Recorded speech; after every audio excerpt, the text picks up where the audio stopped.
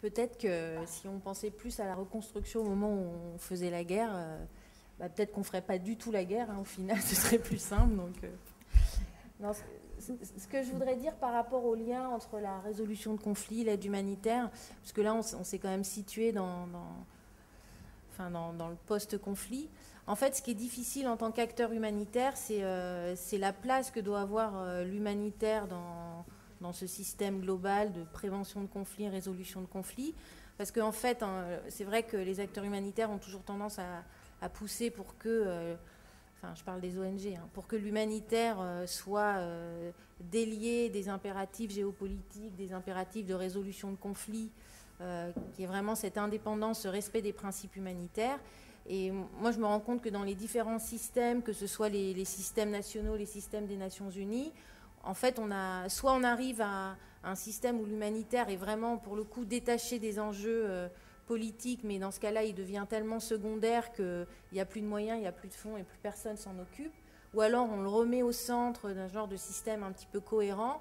Et alors là, il devient un outil de gestion de crise et alors soumis à d'autres impératifs que les impératifs humanitaires. Et du coup, il perd de son efficacité pour vraiment sauver les vies, atténuer les souffrances immédiates des populations, ce qui est quand même son objectif premier. D'accord.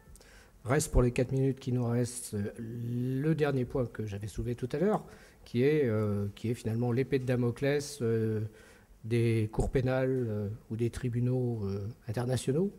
Ça nous amène au débat sur l'impunité, en fait, de bien montrer sur tous les terrains humanitaires, à travers les différents acteurs d'un conflit, que la mémoire est longue. Est-ce que vous y croyez? On a le sentiment quand même depuis quelques années qu'on a conforté non seulement le discours, mais l'action à travers la Cour pénale internationale, à travers les tribunaux pour différentes régions du monde qui sortaient de conflits difficiles. Est-ce que vous pensez que dans les années à venir, justement, ça va être un outil qui va se renforcer et qui permettra, justement, pour répondre à la question de ce soir, d'être dans le post-conflit avec des outils efficaces? Philippe, peut-être? C'est un terrain très sensible, parce qu'effectivement, il n'y a aucun consensus dans la communauté humanitaire sur ce point-là. En tant que citoyen, un certain nombre de gens qui sont dans les milieux humanitaires sont favorables à la lutte contre l'impunité, mais en tant que responsables d'organisation, ils sont confrontés à des contraintes aussi et à des contextes opérationnels et à la nature de leur mandat. La nature de leur mandat, c'est pas la lutte contre l'impunité, c'est d'apporter effectivement une assistance humanitaire à des populations victimes d'un conflit, en situation de vulnérabilité, en situation de souffrance, si on se place dans les conflits. Donc il y a et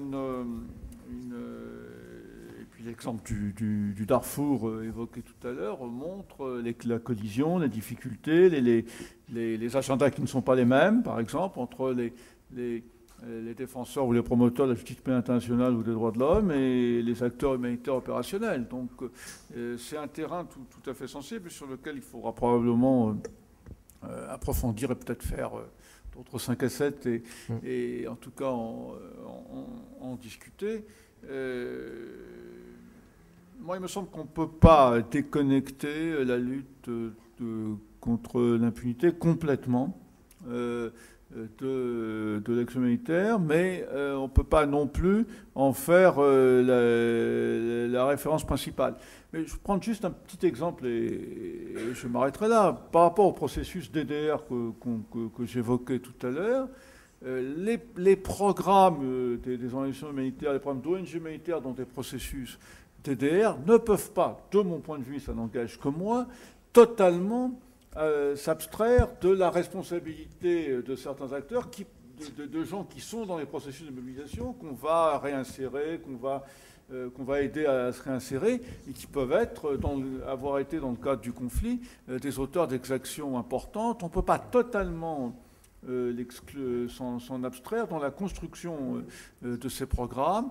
Il faut y réfléchir, il faut y penser, il faut intégrer. Ça se présente aussi pour les enfants soldats. D'ailleurs, certains enfants soldats aujourd'hui pourraient faire l'objet de poursuites. Donc on doit en tout cas prendre ce problème tout à fait de façon réaliste, ne serait-ce que sur des activités opérationnelles. Anne, dernier mot. Moi, juste dire que ces processus de DDR, en fait, c'est des processus extrêmement compliqués. On voit ce qui a pu se passer en RDC ou alors au Sud-Soudan, où quand c'est fait de manière un petit peu précipitée, assez vite, on se retrouve en fait avec... ou ce qui n'est même pas la DDR, mais quand aussi on intègre des forces rebelles ou des groupes rebelles à une armée régulière, on fait un phénomène de brassage. Enfin, ça s'est passé au Sud-Soudan, ça s'est passé en RDC. On se retrouve avec des factions d'une même armée qui s'affrontent, donc ça devient extrêmement compliqué. C'est un changement d'uniforme, mais en fait, pas un changement de personne. Donc, ça montre, c'est une difficulté sur le terrain qui montre que c'est des processus extrêmement complexes. Et effectivement, je pense que l'impunité, on ne peut pas s'en affranchir. Et que ce n'est pas les acteurs humanitaires qui vont pouvoir s'occuper de ça. Et le CICR, dernière remarque, est-ce qu'il n'y a pas incompatibilité justement entre cette épée de Damoclès en fait, du pénal par rapport au rôle qui est quand même celui du DIH? Alors incompatibilité non, parce qu'on est vraiment en face de deux impératifs moraux et juridiques à la fois. Il faut aider les victimes de conflits armés concrètement en ayant accès à ces victimes, ce qui suppose de parler aux personnes qui sont susceptibles de commettre des violations. Et parallèlement, il faut absolument lutter contre l'impunité. Et là-dessus, les conventions de Genève sont extrêmement claires, parce que la répression des crimes de guerre est prévue par les conventions de Genève. Sur le plan opérationnel, le CICR a une approche qui est la sienne et qui est simplement de vraiment découpler l'action humanitaire de sa possible collaboration avec les juridictions pénales internationales, puisque le CICR ne contribue pas à la justice pénale internationale dans le cas d'affaires concrètes, c'est-à-dire ne communique pas de renseignements dans des poursuites particulières. Et c'est un privilège qui est d'ailleurs reconnu au CICR par le droit international. Donc quel but? Simplement pour continuer à se garantir l'accès aux victimes. Tout à fait. Eh bien, on va se quitter sur ces dernières remarques qui nous ouvrent peut-être un prochain 5 à 7. Voilà, donc je vous donne rendez-vous pour une prochaine date, donc, qui sera le 4 février.